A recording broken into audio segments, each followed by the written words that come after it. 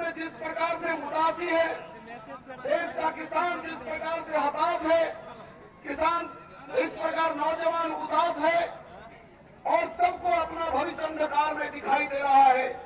इस मौके पर मैं आपसे चाहता हूं, भारतीय जनता पार्टी के समर्थन में आप मतदान करें। आपसे मैं व्यक्तिगत तौर पर इतना ही कहना चाहता हूं कि यहां की आर्थिक जिंदगी को बदलने के लिए मैं आपके साथ प्रगतिशील रहने का वादा करने के लिए खड़ा हुआ हूं। मेरे राजनीतिक जीवन के 25 साल और 10 साल मेरे बगल में आप प्रतिनिधि भी रहा, आपके सामने खुले आईने की तरह है।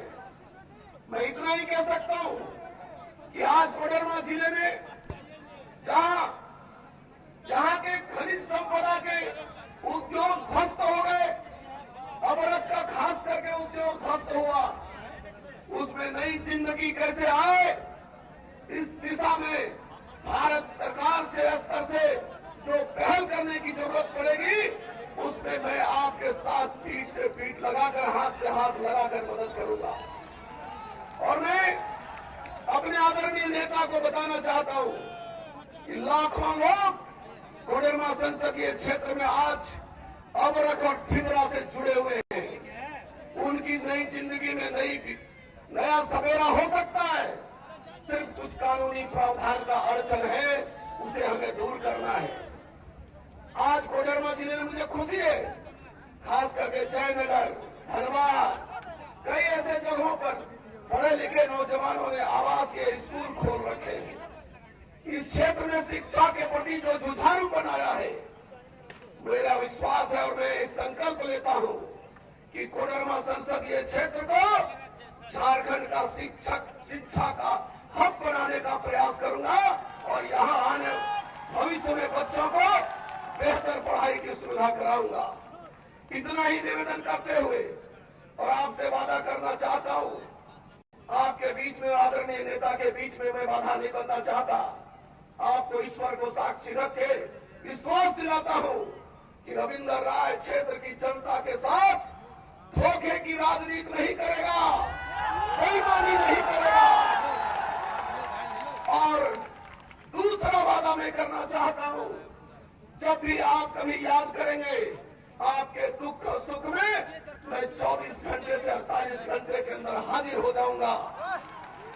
इसके साथ ही यहां उपस्थित तमाम लोगों के चरणों में मैं अपना प्रणाम अर्पित करता हूं और अनुरोध करता हूं कि श्रीमान मोदी जी के सिपाही के रूप में आप मुझे अपना आशीर्वाद दें और उनको सहयोग करने के लिए दिल्ली जाने का मौका दें। आप सभी को बहुत बहुत प्रणाम। धन्यवाद सर। एक रिक्वेस्ट है मीडिया से, जो लोग सटे हुए हैं वो थोड़ा सा जगह बना दें। इलेक्ट्रॉनिक मीडिया के पीछे वाले बंधु जगह बना दें। अब मैं आपके बीच आमंत्रित करता हूं अपने झारखंड प्रदेश के लोकप्रिय नेता, पूर्व मुख्यमंत्री, वर्तमान झारखंड विधानसभा में प्रतिपक्ष के नेता माननीय श्री अर्जुन मुंडा जी का, वो आपके बीच उपस्थित हों और आपके समक्ष अपने विचार रखेंगे। श्री अर्जुन मुंडा जी।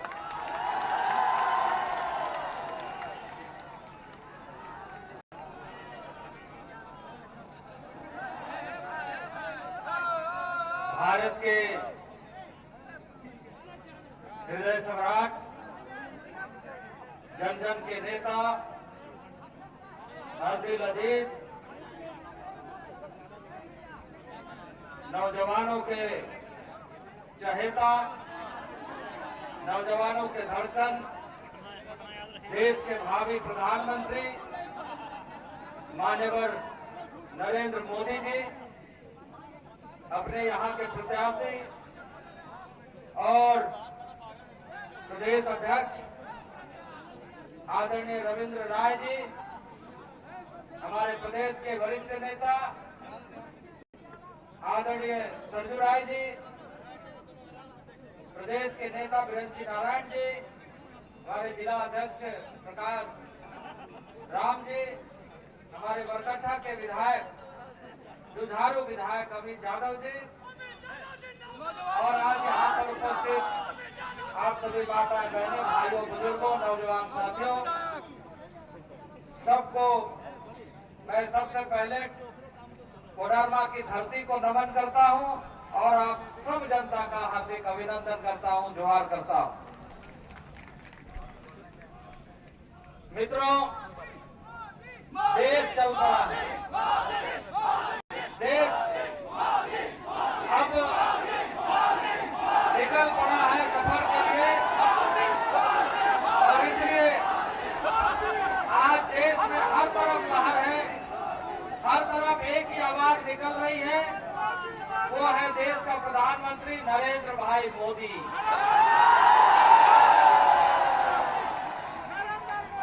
भारत की जन जन की आवाज है।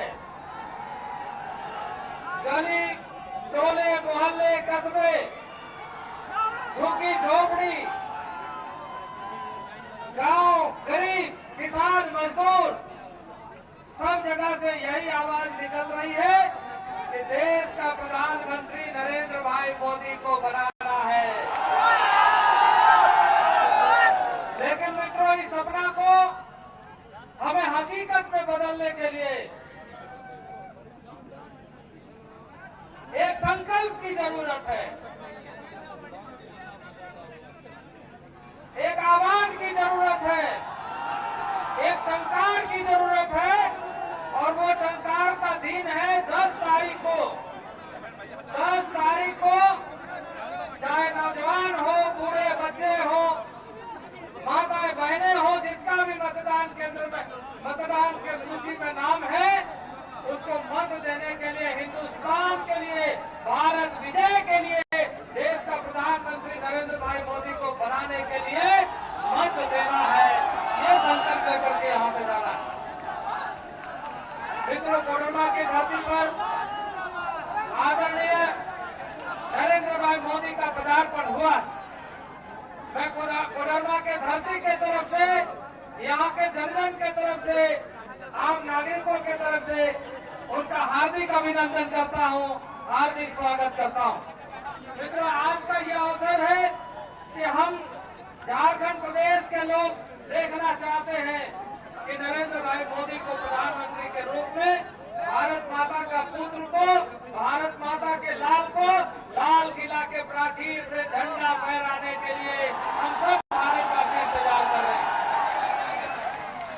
इसलिए मित्रों, कहूंगा कि आज हम सबको प्रयत्न करना है और मैं निश्चित रूप से इस भरोसे के साथ कह सकता हूं कि नरेंद्र भाई मोदी देश का प्रधानमंत्री बनेंगे तो कोडरमा के जनता को निराश नहीं होने देंगे। पिछले 10 वर्षों में या यूपीए के शासनकाल में जिस तरीके से कोडरमा का उपेक्षा हुआ है, निश्चित रूप से देश का प्रधानमंत्री भारत माता का लाल नरेंद्र भाई मोदी बनेंगे तो फिर से हरियाली दिखाई देगा कोडरमा की धरती पर। मित्रों, अबरक उद्योग यहाँ पर बंद है, हिबरा चुनने के लिए लोग विवश है, वन विभाग का अलग, भारत सरकार का अलग, नीतियों के चलते यहाँ के लोगों का बेरोजगारी बढ़ता चला जा रहा है। आज झारखंड में मैं आपको बताना चाहता हूँ, देश में लगभग इस समय 23 मिलियन नए वोटर 18 वर्ष के आयु से लेकर के 30 वर्ष के आयु तक के 23 मिलियन लोग नए वोटर के रूप में आए हैं। हर प्रदेश में कहीं 3%, कहीं 4% वोटरों की संख्या बढ़ी है, लेकिन झारखंड ऐसा प्रदेश है जहां 18 लाख नए वोटर के रूप में आए हैं और पूरे जो मतदाता है उसका 10% नए मतदाता के रूप में झारखंड में प्रवेश हुआ है। इसलिए मित्रों, इन नौजवानों को रोजगार चाहिए और रोजगार के लिए देश में नरेंद्र भाई मोदी चाहिए, यह हम सब मित्रों। इसलिए मैं इस अवसर पर ज्यादा नहीं कहना चाहता हूं, मैं सिर्फ यही आग्रह करूंगा कि आज हम यहां से संकल्प लेकर के जाए कि हम देश के प्रधानमंत्री के प्रतिनिधि के रूप में एक सांसद यहां से चुन करके भेजे ताकि प्रधानमंत्री बनने में कोई रुकावट नहीं हो। यहां से सांसद डॉक्टर देवेंद्र कुमार राय को आप जिता करके भेजें। यही मैं आपसे निवेदन करने के लिए यहाँ आया हूँ। मैं आपके बीच में और मोदी जी के बीच में दरार नहीं बनना चाहता, मैं कोई रुकावट नहीं पैदा करना चाहता हूं, बल्कि आप उनको सुनिए। और मैं यही कहूंगा कोडरमा की जनता के तरफ से कि आप इस मैदान में आए हैं, यहाँ के जनता को संबोधित कर रहे हैं। कोडरमा की जनता आपको निराश होने नहीं देगी। यहाँ से कमल का फूल खिलेगा और वो 272 का जो माला बनेगा, उस माला में एक फूल, कमल का फूल कोडरमा का होगा, खिलता हुआ कमल। यही यहाँ का संकल्प है। इन्हीं शब्दों के साथ आप सब लोग को बहुत बहुत धन्यवाद। जय हिंद, जय झारखंड।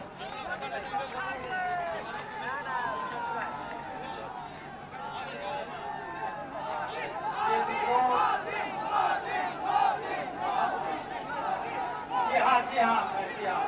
मित्रों, बगैर किसी बाधा व्यवधान के मैं अपने नेता को आमंत्रित करूं, इससे पहले आपकी ओर से 2 शब्द मैं रखना चाहता हूं। सर, जिस जगह पर हम लोग आज उपस्थित हैं, यह झोमरी तिलैया शहर और यह कोडरमा जिला अब्रक उद्योग के नाम से जाना जाता था। हमारा पालन पोषण उसी अब्रक के आय से हुआ। सरकार की गलत नीति के कारण अब्रक उद्योग समाप्त हो गया, तो विकल्प के तौर पर पत्थर उद्योग आया और पत्थर की कमाई से लोग अपना जीवन यापन करने लगे। उस पर भी सरकार की गलत निगाहें, सरकार के ऐसे पॉलिसी हैं जिसके वजह से लोगों का जीवन यापन दुर्भर हो गया। तो ये 2 बातें रखते हुए इस पर विचार करने का काम करेंगे। प्रिय मित्रों, आपसे आग्रह करते हुए कि शांतिपूर्वक अपने नेता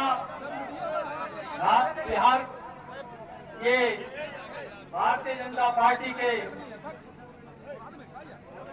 घोषित प्रधानमंत्री पद के उम्मीदवार जन जन के प्रिय, जिसको सुनने के लिए आप लंबे समय से खड़े हैं, मैं आमंत्रित करता हूं अपने नेता श्रीमान नरेंद्र मोदी जी को।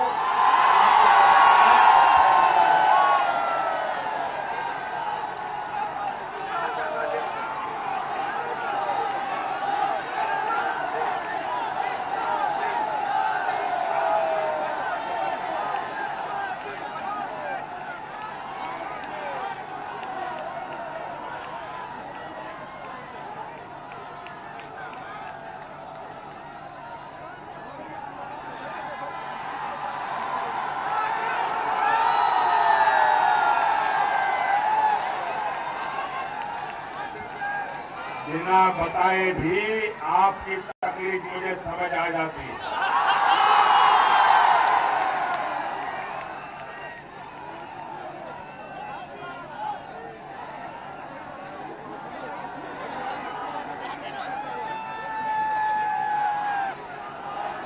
मंच पर विराजमान भारतीय जनता पार्टी के वरिष्ठ नेता और झारखंड के पूर्व मुख्यमंत्री, मेरे मित्र श्रीमान अर्जुन मुंडा जी, यहां के प्रदेश अध्यक्ष और आपके लोकप्रिय उम्मीदवार डॉक्टर रविंद्र राय जी, श्री सरजू राय जी, भाई अमित यादव जी, श्री उमाशंकर जी अकेला,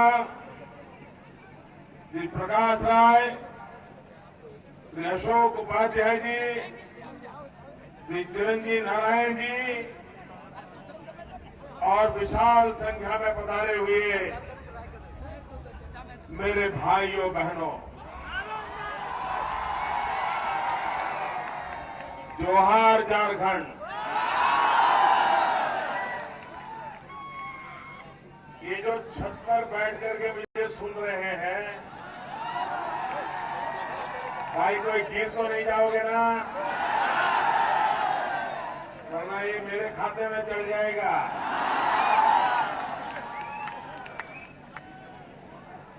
लेकिन इतने दूर दूर ऊपर बैठे हो सुनाई देता है। भाइयों बहनों, हिंदुस्तान के पोस्टल डिपार्टमेंट को जितना ज्यादा कमाई इस झुमरी तलैया ने कराई है, शायद किसी और ने नहीं कराई। क्योंकि जब रेडियो का जमाना था और गीत संगीत की फरमाइश होती थी, तो सबसे ज्यादा चिट्ठियां झुमरी तलैया की तरफ से आती थी।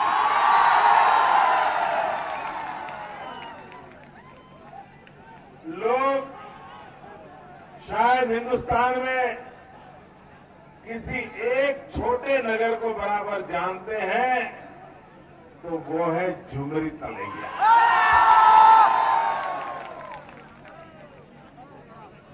और मैं मानता हूं, दो दो पीढ़ी तक झुमरी तलैया ने संगीत गीत की फरमाइश में अपना लोहा मनवाया।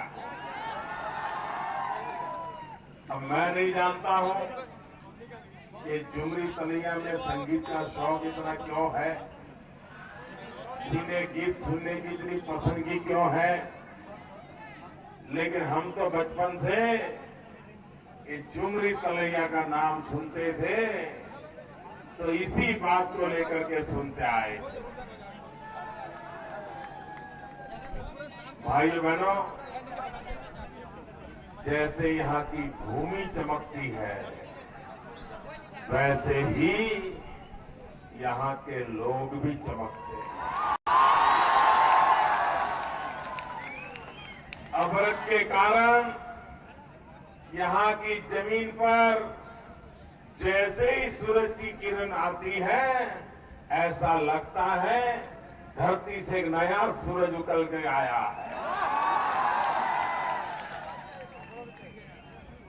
और पहले के जमाने में कलाकार अपना चेहरा चमकाने के लिए यह अभ्रक का उपयोग किया करते थे। लेकिन भाइयों बहनों, विज्ञान ने अभ्रक की इतनी कीमत बढ़ा दी, इतना महत्वमय बढ़ा दिया कि आज महत्वपूर्ण कामों में एक एजेंट के रूप में अभ्रक का उपयोग होता है। लेकिन सरकार की गलत नीतियों के कारण खनिज संपदा के प्रति जितनी चिंता करनी चाहिए, उतनी चिंता न करने के कारण यहां ये अभ्रक की खदानें लूटती चली गई और धीरे धीरे आपके इस इलाके की चमक भी चली गई। अब यहां का गरीब आदमी, यहां का मजदूर, ये बेचारा डीबरा के भरोसे गाड़ी गुजारता है। अभ्रक के छोटे छोटे टुकड़े, डीबरा ही बोलते हैं ना, वो डीबरा को इकट्ठा करता है और बाजार खोजता रहता है, और हमेशा उसको डर रहता है कि कहीं कोई इसको इलीगल एक्टिविटी बना करके कहीं जेल में न ठूस दे। और कुछ लोग तो ये डीबरा को इकट्ठा करने वाले लोगों को उसे हफ्ता इकट्ठा करने के लिए उपयोग करते हैं। भ्रष्टाचार करने वालों लोगों के लिए ये भी एक खजाना है। भाइयों बहनों, जब दिल्ली के एयर कंडीशन कमरों में बैठ करके देश के विकास का नक्शा जब बनता है तो जमीन के साथ उसका कोई लेना देना नहीं होता है। ये कोडरमा, ये जुमे कलैया, ये इसका सबसे बड़ा उदाहरण है। अगर उन्होंने यहां की भू संपदा, यहां के लोगों की आजीविका और उस भू संपदा का सर्वाधिक मूल्य वृद्धि, कच्चा माल चोरी न होने दिया होता, कच्चा माल बेरोक-टोक बेचा न गया होता, लेकिन अगर कच्चे माल पर प्रोसेस करके मूल्य वृद्धि करके ये अगर बाजार में गया होता तो यहां पर लक्ष्मी की वर्षा होती, लक्ष्मी की वर्षा होती। भाइयों बहनों, यहां का किसान बहुत ही मेहनत का किसान, यहां का किसान, पिछड़े इलाके में रहने वाला किसान भी नई नई चीजें सोचने, समझने, खोजने का प्रयास करता है। अभी मैंने गुजरात में एक कार्यक्रम किया था कि देश भर के जो प्रगतिशील किसान है, अच्छे किसान हैं, जिन्होंने नई नई चीजें खोजी हैं, नए नए प्रयोग किए हैं, उनसे हम कुछ सीखना चाहते हैं।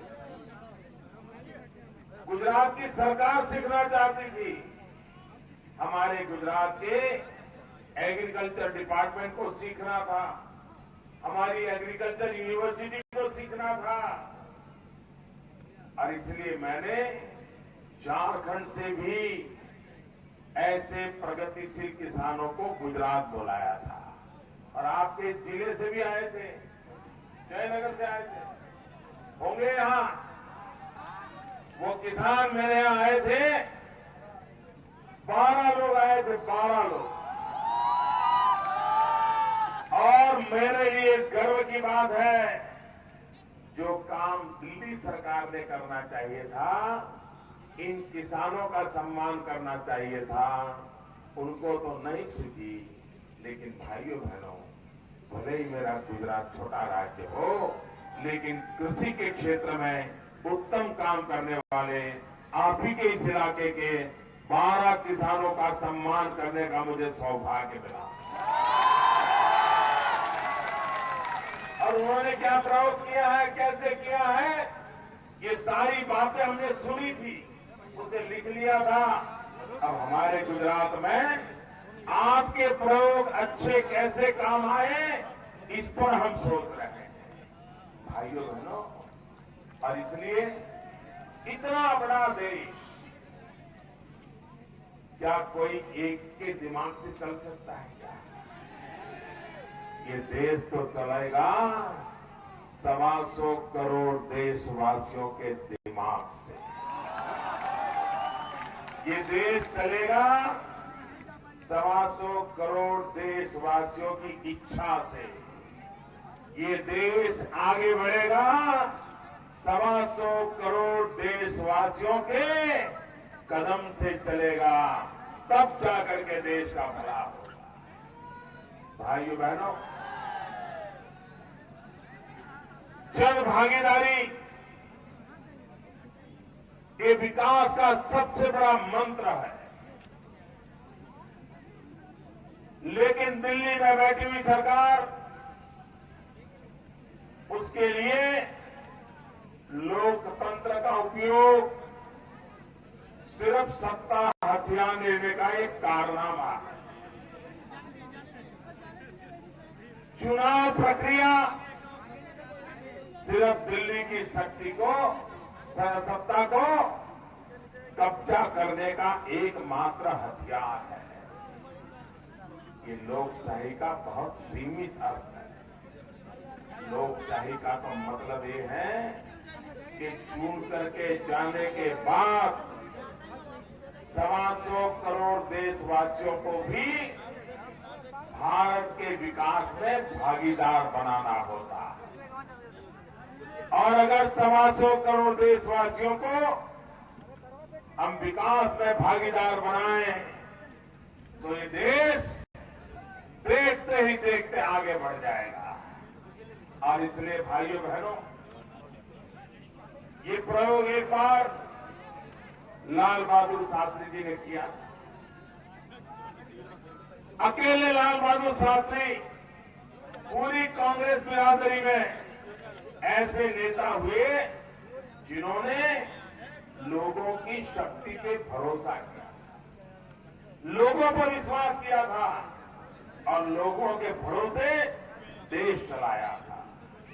जब देश अनाज के संकट से जूझ रहा था, जब देश विदेशों से धान मंगवा करके खाता था,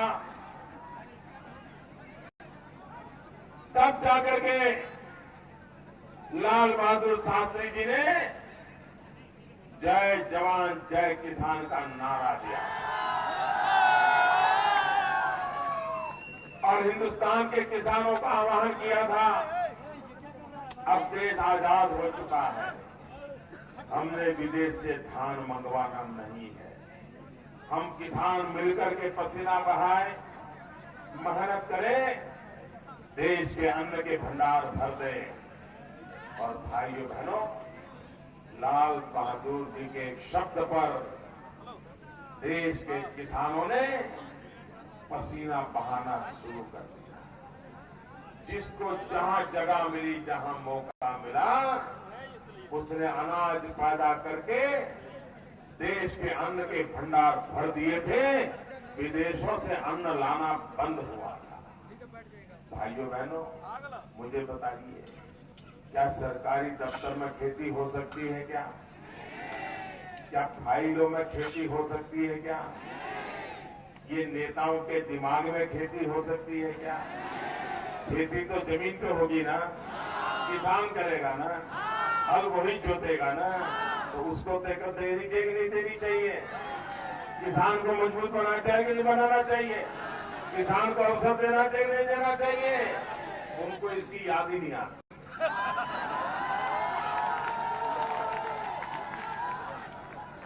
देश के लोगों को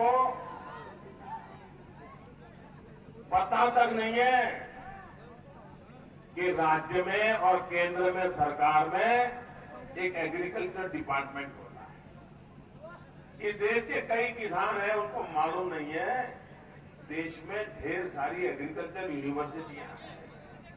यूनिवर्सिटी वालों को पता नहीं है खेती कहां जा रही है। किसानों को पता नहीं है एग्रीकल्चर यूनिवर्सिटी क्या नई खोज कर रही है। किसी का किसी से तालमेल ही नहीं है भैया, किसी का तालमेल नहीं है।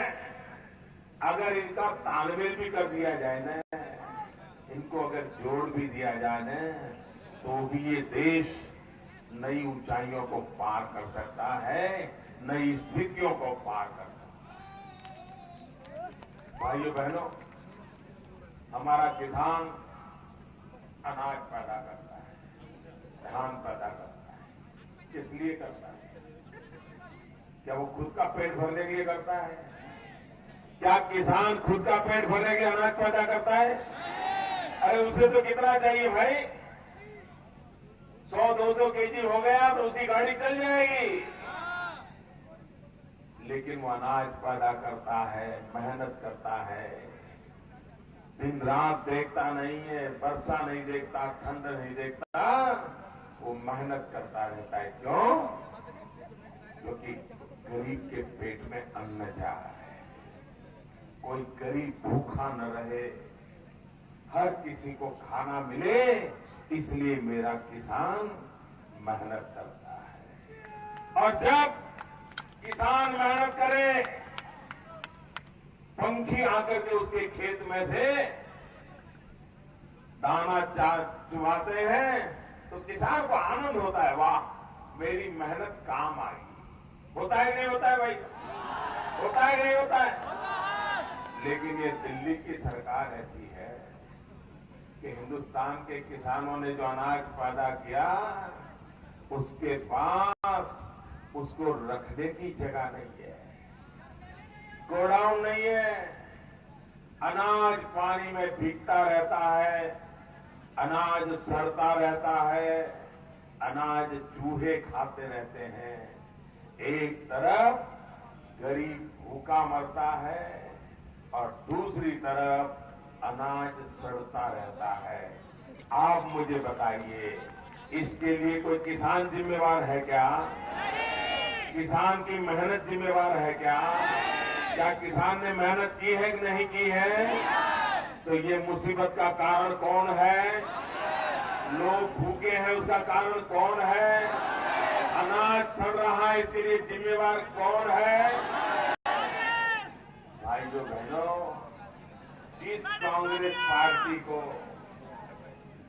इतना समझ नहीं आता है कि एक तरफ अनाज के भंडार है, किसान मेहनत कर रहा है, ये भारत की उर्वरा धरी से अनाज पैदा हो रहा है, लेकिन सरकार को कुछ करना नहीं आता है, इसलिए लोग भूखे मरते हैं, अनाज सड़ रहा है। भाइयों बहनों, मुझे बताइए, इस छोटे से काम को ठीक किया जा सकता है नहीं किया जा सकता? इसका उपाय खोजा जा सकता है नहीं खोजा जा सकता? आपको अगर कहा जाए तो आप उपाय ढूंढोगे नहीं ढूंढोगे? पूरी ताकत से बताइए, रास्ता निकल सकता है नहीं निकल सकता है? उपाय खोजा जा सकता है नहीं खोजा जा सकता है? जो बात आपको समझ में आती है ना, वो दिल्ली में बैठे उनको समझ नहीं आता। मेरा झगड़ा यही है कि ये छोटे छोटे काम भी आपको करना नहीं आया। भाइयों बहनों,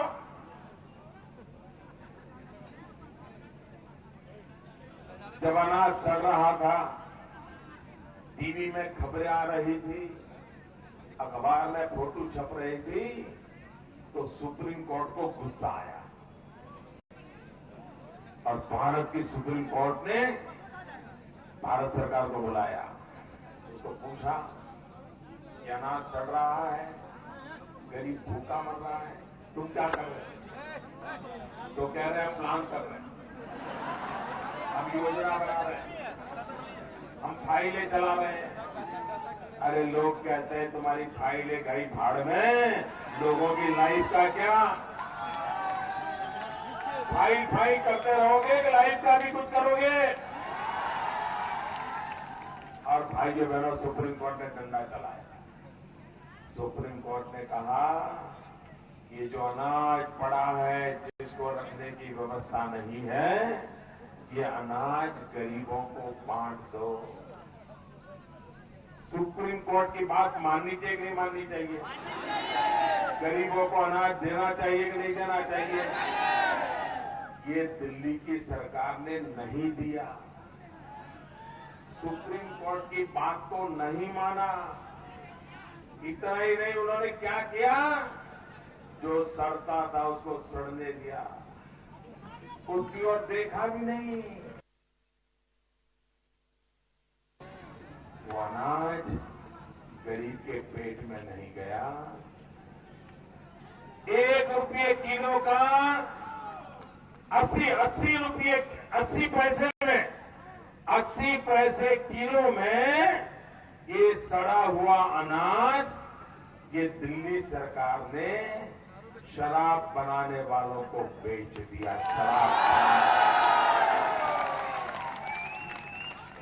गरीब पेट में जो अनाज जाने वाला था, उसको कांग्रेस वालों ने कहा शराब पी के सो जाओ।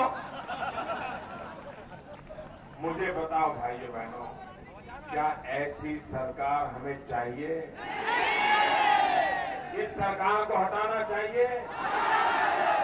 भाइयों बहनों, मुद्दा ये नहीं है कि मोदी प्रधानमंत्री बने या न बने, मुद्दा ये नहीं है कि दिल्ली में भाजपा की सरकार बने या न बने, मुद्दा इस बात का है कि देश के गरीब की आवाज कोई सुने या न सुने। हम देश के गरीबों की आवाज सुनना चाहते हैं। हम देश के गरीबों की समस्याओं का समाधान करना चाहते हैं। गरीब हो, दलित हो, पीड़ित हो, शोषित हो, आदिवासी हो, वंचित हो, समाज का या आखिरी तबके का व्यक्ति जिसे अभी भी आजादी का एहसास नहीं हो रहा, वो तो वैसी ही जिंदगी गुजार रहा है जैसे उसके दादा दादी गुजारते। भाइयों बहनों, आप मुझे बताइए, मेरे नौजवान मित्र आप यहां पर इतनी बड़ी संख्या में हैं, क्या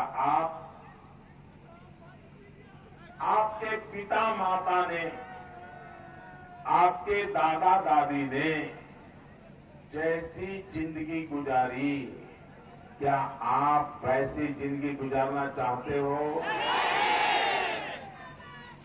आप उन मुसीबतों की तरह मुसीबतों में जीना चाहते हो? उनकी तरह आप संकटों में जिंदगी गुजारना चाहते हो? क्या आप अपनी जिंदगी में बदलाव चाहते हो? आप अपनी जिंदगी में सुधार चाहते हो? आप अपना भविष्य सुधारना चाहते हो? आप अपने बच्चों को अच्छा हिंदुस्तान देना चाहते हो?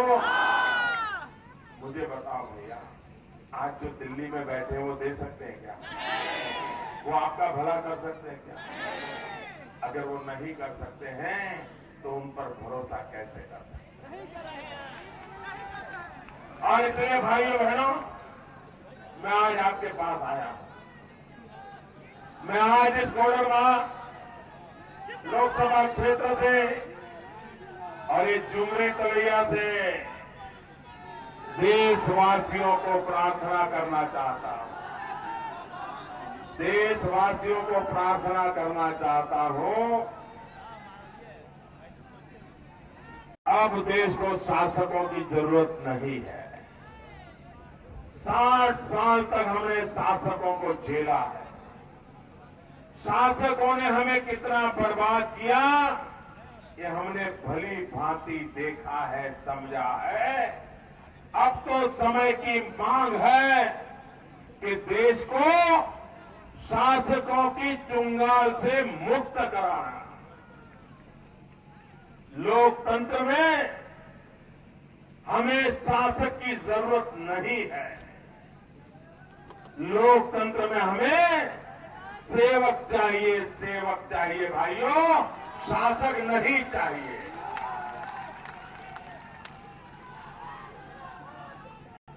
भाइयों बहनों,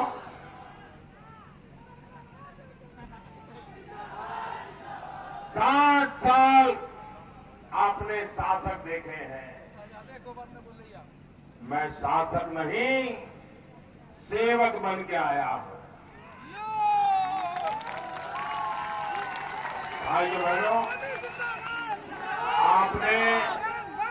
आपने कांग्रेस पार्टी को 60 साल दिए हैं। 60 साल आपका भला हुआ, आपके इलाके का भला हुआ, माताओं बहनों का भला हुआ, किसानों का भला हुआ, मजदूरों का भला हुआ, नौकरी करने वालों का भला हुआ, किसी का भला हुआ। भाइयों बहनों, 60 साल तक कांग्रेस पार्टी को सत्ता देने के बाद भी आपका भला नहीं हुआ। मैं आपसे सिर्फ एक विनती करने आया हूं। आपने 60 साल दिए ना? 60 साल दिए कि नहीं दिए? दिए कि नहीं दिए? बर्बाद हुए कि नहीं हुए? क्या मुझे 60 महीने नहीं दे सकते? आप मुझे 60 महीने देंगे? क्या एक सेवक को 60 महीने देंगे? भाइयों बहनों, आप अगर मुझे 60 महीने आपकी सेवा करने का मौका दोगे तो मैं आपको विश्वास दिलाता हूं, ये सेवक आपको विश्वास दिलाता है, 60 साल में हिंदुस्तान की जो तबाही हुई है, बर्बादी हुई है, मैं 60 महीने में देश को बर्बादी से बचाऊंगा।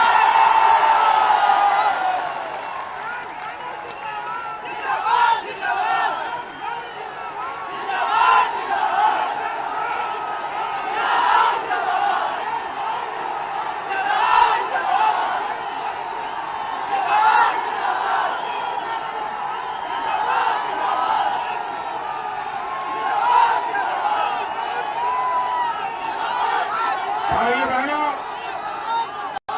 ये हमारा झारखंड प्राकृतिक संपदा से हिंदुस्तान का सबसे धनी प्रदेश है। ये झारखंड प्राकृतिक संपदा से भरा हुआ हिंदुस्तान का सबसे समृद्ध राज्य है, लेकिन शासकों के कारण ये झारखंड के लोग हिंदुस्तान के सबसे गरीब लोग हैं। भाइयों बहनों, मुझे इस झारखंड को गरीबी से बाहर निकालना है। मुझे इस झारखंड में जो प्राकृतिक संपत्ति है, समृद्धि है, उसके साथ मेरे झारखंड के भाइयों बहनों का भाग्य जोड़ना है, एक बदलाव लाना है। मेरे झारखंड के लोगों को रोजगार के लिए हजारों किलोमीटर दूर गुजरात में जाना पड़े, ये अच्छी स्थिति है क्या? कोई नौजवान है जिसको अपने मां बाप को छोड़ करके जाना अच्छा लगता है? कोई नौजवान है जिसको अपने यार दोस्तों को छोड़ करके जाना अच्छा लगता है? कोई जो नौजवान है जिसको अपने खेत खलिहान, यार दोस्त, मां बहन सबको जोड़ करके अच्छा लगता है? भाइयों बहनों, कोई अपना गांव छोड़ना नहीं चाहता है, लेकिन यहां जीना मुश्किल हो गया है, 2 टाइम खाना मुश्किल हो गया है, रोजगार के लिए बेचारा तड़पता है, इसलिए हजारों किलोमीटर दूर जाके चुप्पी झोपड़ी में जिंदगी जीने के लिए मजबूर हो जाता है। मेरे नौजवानों, मैं नौजवानों आपकी स्थिति बदलना चाहता हूं। मैं रोजगार के अवसर पैदा करना चाहता हूं। मैं देश के नौजवानों की ताकत के आधार पर देश का भविष्य बदलना चाहता हूं, और इसलिए मुझे आपका साथ चाहिए, सरकार चाहिए। भाइयों बहनों,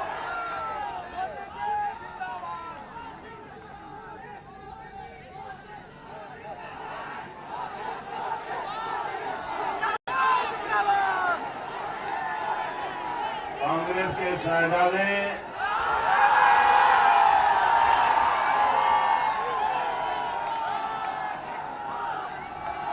आजकल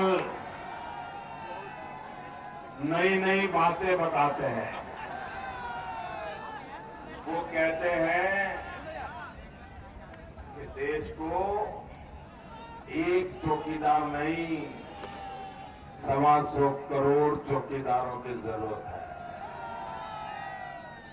शहजादे जी, मैं आपको जरा याद दिलाना चाहता हूं, आपके पूज्य पिताश्री श्रीमान राजीव गांधी जी जो भारत के प्रधानमंत्री थे, और उन्होंने कहा था, जरा याद करो शहजादे जी, आपके पिताजी की बात को याद करो जरा। और जब राजीव गांधी देश के प्रधानमंत्री थे ना, तो पंचायत से पार्लियामेंट तक, पंचायत से पार्लियामेंट तक अकेला पंजा था। भारतीय जनता पार्टी का तो नामो निशान नहीं था, सिर्फ आप ही की पार्टी राज करती थी। और तब आपके पूज्य पिताश्री ने कहा था कि दिल्ली से 1 रुपया निकलता है तो गांव जाते जाते 15 पैसा हो जाता है। मैं पूछना चाहता हूं, ये वो कौन सा पंजा है जो रुपये को घिस घिस करके 15 पैसा कर देता है? ये वो कौन सा चौकीदार था जो रुपये को 15 पैसे में पलट देता था? और आप 125 करोड़ चौकीदारों की बात करते हो, और आपने गठबंधन कैसे लोगों के साथ किया है? जरा कांग्रेस पार्टी ने जिनसे गठबंधन किया है, क्या उनके पर भरोसा आप कर सकते हो? जो जेल से अभी अभी आए हैं, ये कांग्रेस के ठेकेदार हैं, और वो कहते हैं हम चौकी करेंगे। वाह शाहजहां, वाह क्या सीन है।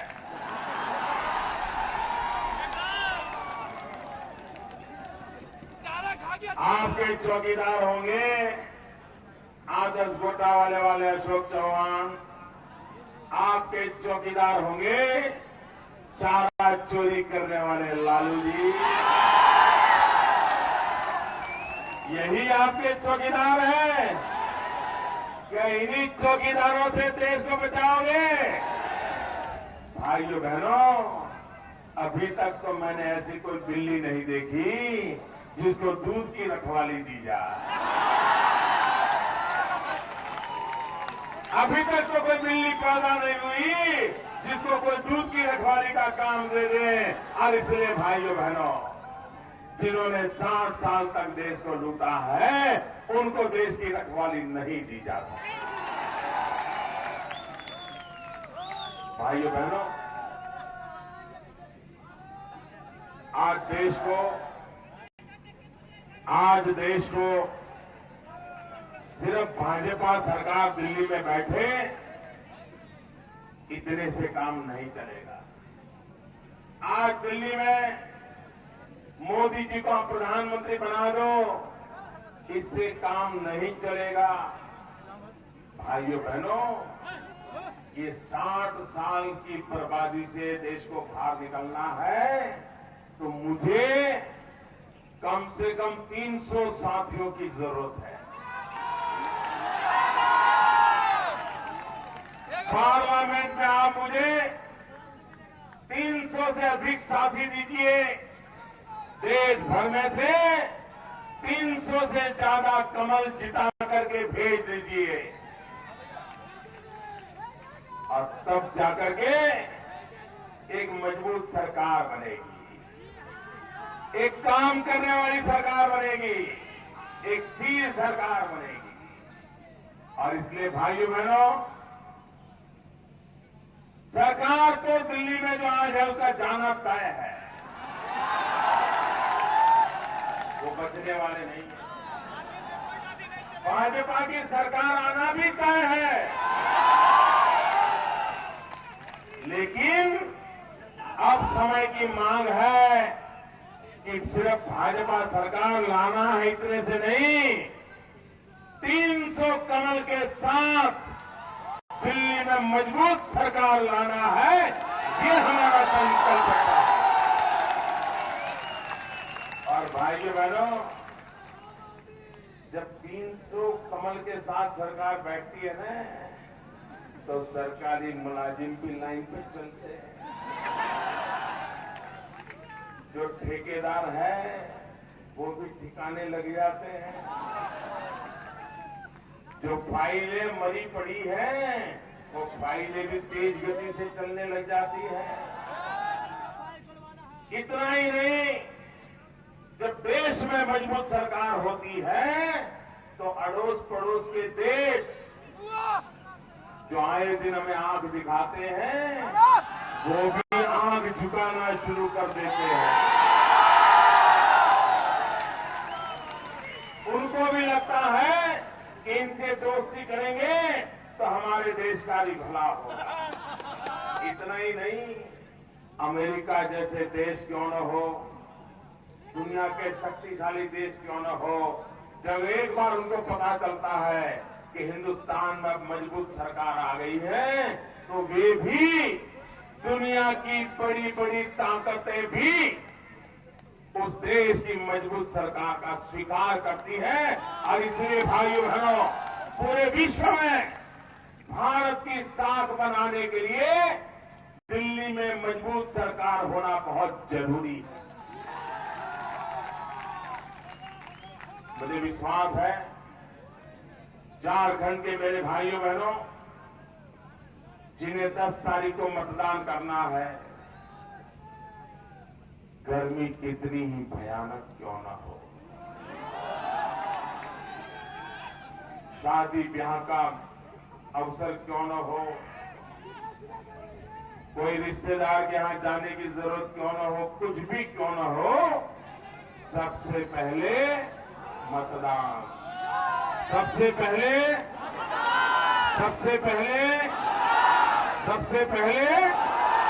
बहुत बड़ी भारी मात्रा में मतदान करके भारतीय जनता पार्टी को विजयी बनाइए। भारत माता की